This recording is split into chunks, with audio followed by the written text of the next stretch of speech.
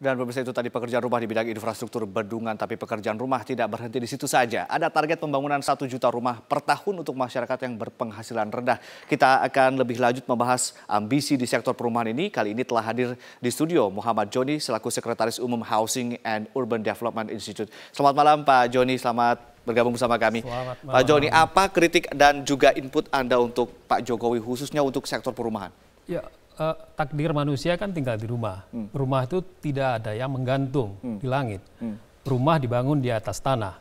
Jadi faktor tanah itu menjadi sangat fundamental. Karena itu penyediaan perumahan itu mesti inline, setarikan napas dengan penyediaan tanah.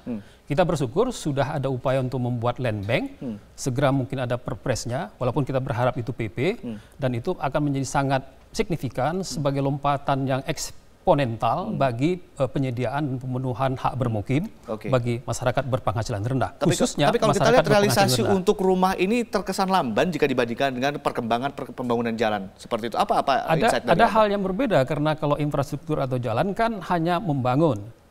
Kalau rumah ini kan harus sampai kepada target group, sampai kepada usernya, MBR-nya. Sudah sesuai target belum yang selama ini? Itu menjadi hal yang harus dipastikan karena pemenuhan hak atas rumah bukan pembangunan penyediaan rumah saja.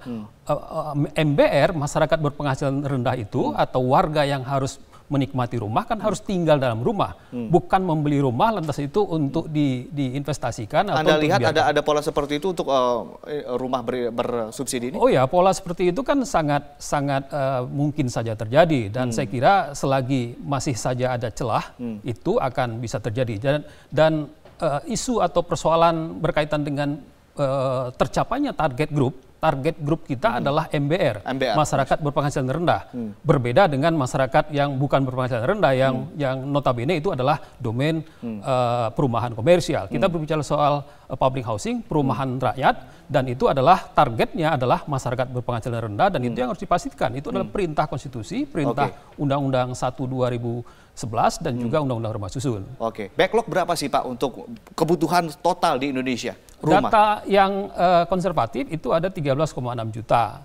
Dan itu sangat besar menurut saya. Dan kalau perlu kita mengantisipasi itu dengan rata-rata produksi 200.000 unit rumah saja, kita perlu jangka waktu yang cukup panjang untuk pemenuhan itu. Itu pun dengan asumsi 0%. Jadi program 1 juta rumah sebagai sebuah upaya untuk pemenuhan hak bermukim, saya pikir ini adalah sebuah terobosan yang harus diangkat terus menjadi hal yang eksponental. Tapi harus diawasi begitu ya. Itu catatan Anda. Terima kasih Pak Joni telah bergabung bersama kami di Janji Jokowi JK. Dan pemirsa, tetaplah bersama kami segera kembali.